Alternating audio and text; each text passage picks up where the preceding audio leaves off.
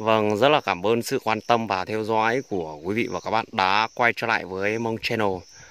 Hôm nay thì tôi sẽ đưa các bạn đi nghiên cứu và khảo sát về một ngôi nhà huyền thoại, hay là một ngôi nhà nó nằm biệt lập với thế giới bên ngoài.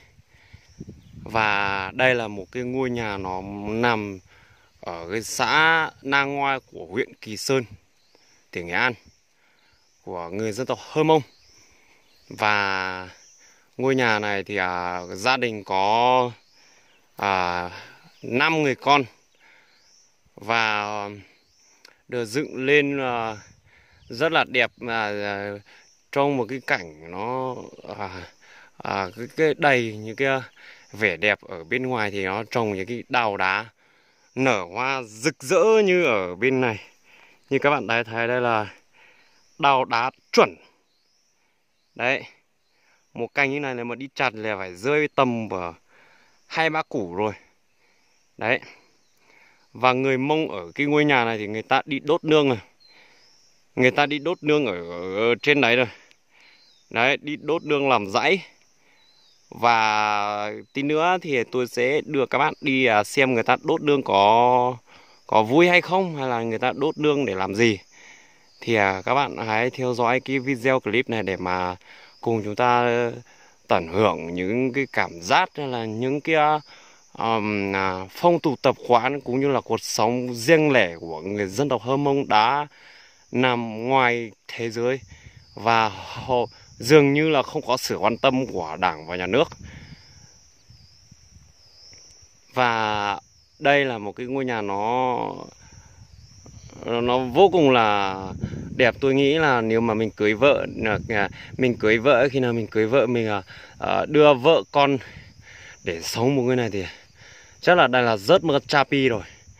Và đây là đây là chỗ ngủ nhé, đây là chỗ nằm ngủ của gia đình. Và nhà thì làm bằng cái mái trên này thì làm bằng lá cò.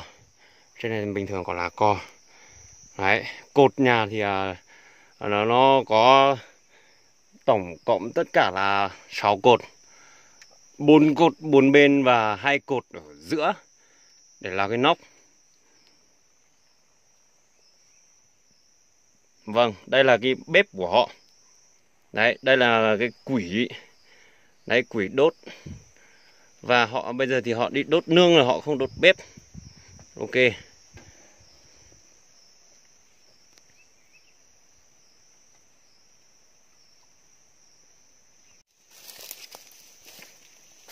Vâng, cảm ơn các bạn.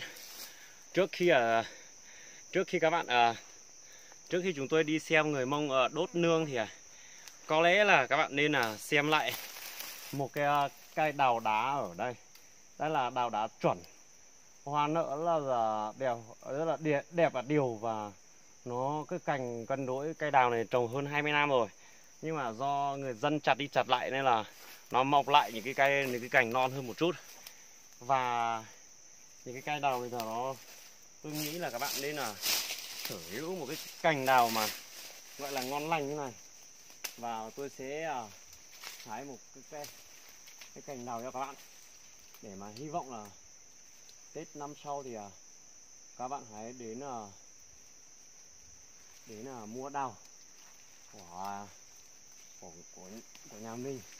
Đấy, cái đào này là tôi nghĩ là các bạn nên là biết về cái cây đào này là hoa là nở to điều và nó nhiều nụ thì nó rực rỡ.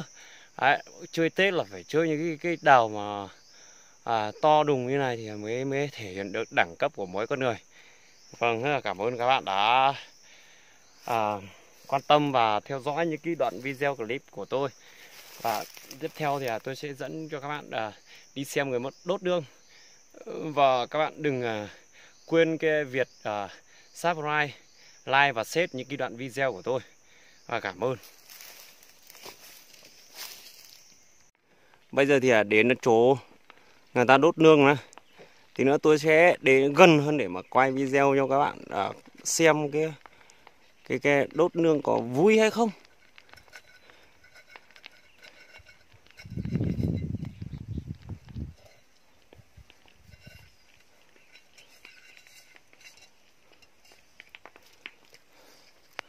Và đây là gia đình của người dân tộc Hơ Mông. Đấy, một cái ngôi nhà hay là một cái gia đình nằm biệt lập với thế giới. Đấy. Đấy, bây giờ thì họ đang nấu cơm trưa. Ngôi nhà này ngôi nhà đẹp nhất và lý tưởng nhất. Đấy. Đấy, thích tê giác. Người ta đang treo trên là nóc nhà này nè. Trên này người dân tộc trên này chỉ có ăn là thịt bò tóp này, bò rừng rồi lại. Thì tê giác, sừng tê giác thôi. Người ta không ăn cái loại mà gà công nghiệp như ở thành phố. Đấy. Họ nghèo nhưng mà tuổi thọ của họ là trên 100 năm, 100 tuổi. Đấy. Đây là ngôi nhà lý tưởng. Người ta gọi là túp lều lý tưởng. Và tôi nghĩ là các bạn nên là đến để mà khảo sát và biết về cuộc sống của người dân tộc ở trên Kỳ Sơn, Nghệ An. Đấy. Và các bạn nên là ai mà yêu thương người dân tộc thì hãy chia sẻ cái video clip này để mà chúng ta cùng chung tay. Đấy. Chúng ta chung tay đi xây dựng một cuộc sống cho nó hạnh phúc và đầm ấm. Đó. Và họ đi lấy nước. Bây giờ thì họ đi lấy nước về nấu ăn trưa. Vâng. Bây giờ thì tôi đến ở chỗ mà họ đốt nương nhá. Bên này thì người ta mở ra một con đường để làm ranh giới, không cho cái lửa nó cháy sang hai bên rừng bên ngoài để ảnh hưởng tới cái cháy rừng. Đấy, người ta mở ranh giới là mở như này để mà lá xanh này để mà đảm bảo an toàn tuyệt đối, không ảnh hưởng tới cháy rừng. Đấy. Về cách thứ hai, cách đốt nương của họ là phải đốt từ trên xuống dưới để mà phải hạn chế việc cháy mạnh và không ảnh hưởng tới người khác, cũng như là không ảnh hưởng tới việc cháy rừng. Đấy, người ta đốt nương là như này nhá. Đấy, lửa cháy ngay bây giờ là nhiệt độ tôi đang đứng đây là phải hơn 40 độ, rất là nóng. Đấy, đốt xong này là trồng ngô, trồng lúa.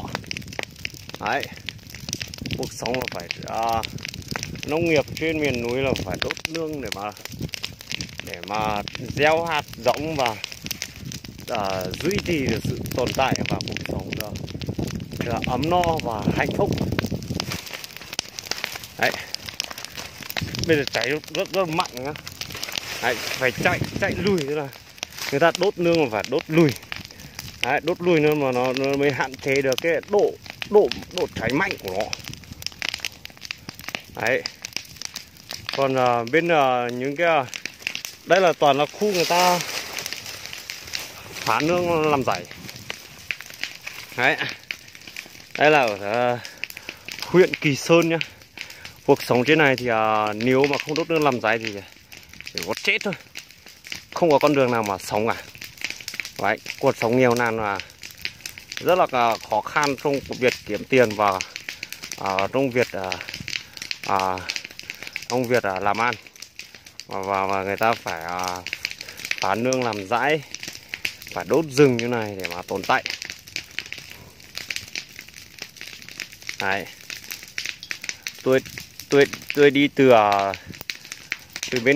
từ dưới tít dưới kia lên trên này phải hơn là 2 tiếng rồi. Còn đi từ quốc lộ sang bên này là hết cả ngày. Hôm nay là Bây giờ là 12 giờ trưa rồi, chưa ăn một cái gì cả. Do cái tình cảm của anh em theo dõi video nên là tôi phải hy sinh không ăn, nhưng mà được cái chia sẻ và được dành những cái giây phút như này cho các bạn thì tôi cảm thấy hài lòng và hạnh phúc rồi. Tôi không cần phải ăn nhưng mà vẫn no nê và hạnh phúc. Và trên này thì cái cỏ hoa lá xanh tươi và nảy nở. Bây giờ là mùa xuân và cái cỏ hoa là bắt đầu chuyển dần tới giai đoạn nảy mầm.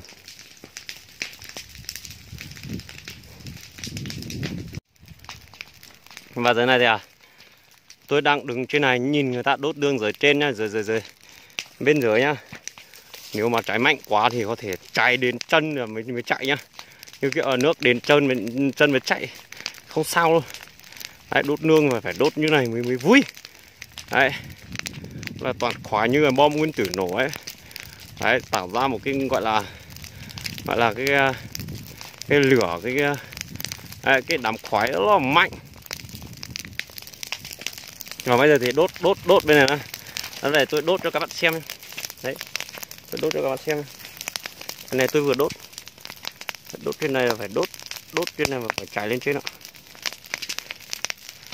Và tôi đó có đội canh gác hai bên này cầm máy bơm nước để mà nếu mà cháy sang hai bên thì mình có thể phun nước. Đấy, để đảm bảo an toàn.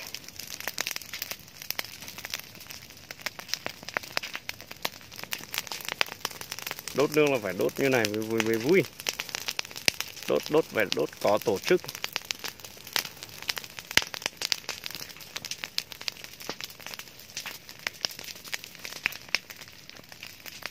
Và tạo ra một cái quả cầu lửa như bom nguyên tử nổ ở trên này.